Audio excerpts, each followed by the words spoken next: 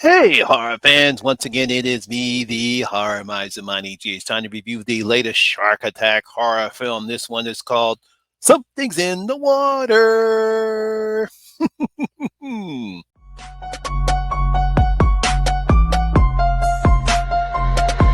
Y'all ready for this?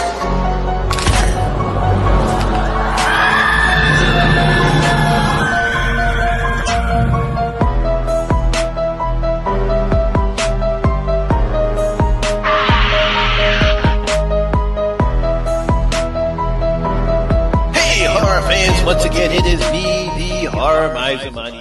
Now, Something's in the Water is a 2024 American horror film. It was directed by Haley Easton Street, and the film was written by Kat Clark. Now, the film stars Himtu Kasim, Natalie Minston, Lauren Lyle, Nicole Wrinkle Sitsitstu, and Eloise Shakespeare Hart. Now, in this film, a group of five girlfriends must fight for their lives in open water after a dream wedding is transformed into a nightmare. Maybe they should have booked some other place to stay. Now, for some reason, horror fans, I'll never understand why horror filmmakers continue to make these shark attack horror films. It's just like they just keep making them and making them. The premise is always the same. You have a group of friends, or maybe two, or maybe one person. They get together, they have a party that's near or in the middle of the ocean or on a yacht. And of course, something terrible happens, and the person or group is stranded in the middle of the ocean, and that's when the sharks start attacking them. Over and over again, repeat cycle, rinse, repeat, do it again, rinse, repeat, do it again. And it seemed the filmmakers never attempt at anything new or different to these films. That's why most of them are either just okay or bad. I mean, there's a few good ones like The Shadows or, Deep Blue Sea if you're going to go that route, but most of these films, oh God, oh boy, I don't even want to talk about them, some of them. So that brings us to film director Haley Easton Stritt's entry into this genre. This one is called Something's in the Water. Now, after a brief prologue that involves the main character Meg nearly getting beaten to death by some homophobes, she arrives at a beach resort for one of her to be the bridesmaids of one of her best friends, Lizzie. Now, she is joined by her friends and fellow bridesmaids Cam, Ruth, and Kayla. Now, Kayla is her former girlfriend who was with Meg during the attack at the beginning of the film. After a fun night of dancing and drinking, the wild and crazy Cam decides to take the gang on a boat ride to an isolated island where the girls will have some fun before Lizzie's big day. Yay! Nice idea! But of course, something bad happens, and before you know it, all the ladies are stranded in the middle of the ocean, and of course, it won't be long before the sharks start attacking. Yep, like I said before, rinse, repeat, does the same shit all the time. Nothing different happens. Now horror fans, I'm watching this film and I'm wait a minute.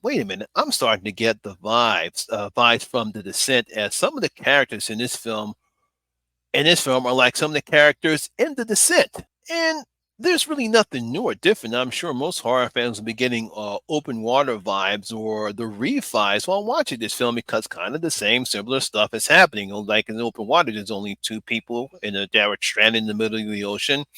In the reef, we get a whole group of people that are stranded in the middle of the ocean, and we have the same thing here.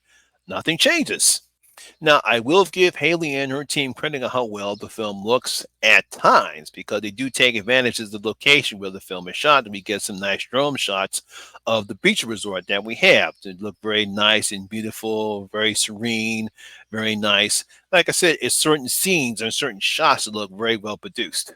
And there's some attempt at character development, as we see in the beginning of the film regarding Meg and Kayla. And during the wedding rehearsal, dinner, and party, we get some character development. We get to see some of the different personalities of these five group of friends. We can tell that they've been friends for a long time. We see some personalities start to project, mainly Cam, because she's the wild and crazy one. But that's really about it. We don't get to learn anything much about these characters. But it's still kind of a nice way to get the audience to care about these characters, and at least the actors do a fair job with the script that screenwriter Cat Clark has written. Unfortunately, it's still the same cliche story that we've seen before in films like this one, and so that becomes kind of dull and flat at times. Now, Scottish actor Hiptu Kasim, I believe she's fine as Meg, a woman who is still struggling from the attack that happened and nearly ended her life. She still has some panic attacks. We hear her trying to listen to some tapes that we saw in the beginning of the film that tell her to breathe and be everything is going to be fine, but she still has some flashbacks of the attack that happened. So she's still suffering from PTSD from the attack that happened. Now, she does have great chemistry with the rest of the cast, and they all seem to be great friends who love each other, especially when the tragedy that takes place later in the film and what happens while they're all stranded in the middle of the film. I thought we saw some great character, somewhat great character development, but at least all the actresses do a fine job with the script that Cat Clark has given them, because it really doesn't add anything else. But I think the actresses did a good job at least bringing some heart into the story. Now, it's quite obvious that Haley and her team obviously did not have the budget to make the sharks look real and frightening, because you can barely get a chance to see them, and you don't. I'm going to even talk about the blood or lack thereof. It. It's like this is like obviously when you take a look at this film, it's like okay, there's a shark, but I can barely see it. And it's like, okay. So it's obviously didn't have the budget. Yeah, I know this isn't the Shadows and this is not 47 meters down, but this isn't the Requiem. But however, it's just another fair shark attack film that doesn't add anything new or different to the subgenre. I mean, yeah, when you take a look at the sharks and see what happens, you can say that there's some type of difference between what you're seeing in the film and what happens when you can barely see the shark. It's not like in Jaws 2 where you actually see, even though the shark color kind of fake in that particular film, but you can at least see and you get the intense music here. You don't get that here. And that's one of the problems in this particular film. The acting is fine. Some of the shots are fine, but this is just your typical average shark attack film. It's nothing new. Like I said, it's okay. It's not 47 meters down. It's not the shallows, but it's not the Requiem. So I'm going to give Some Things in the Water only 2 out of my 5 bloody gold coins. Like I said, it's okay, but that's about it. So there you have it, guys. That is my review and video for Something's in the Water. Hope you did enjoy it. If you did, please give it a thumbs up, like, and share. It really helps out with the algorithm. Have you seen Something's in the Water? Please leave your comments in the comment section below to tell you what you thought about the film. Also, if you're new here, please hit that subscribe button, ring that notification bell. That way you'll be notified anytime when I put a new video such as this one. Once again, my name is Lamont Smith, better known as the Horror Miser Money G, and always remember that horror rules. And I see you in my next video. Y'all guys stay safe out there.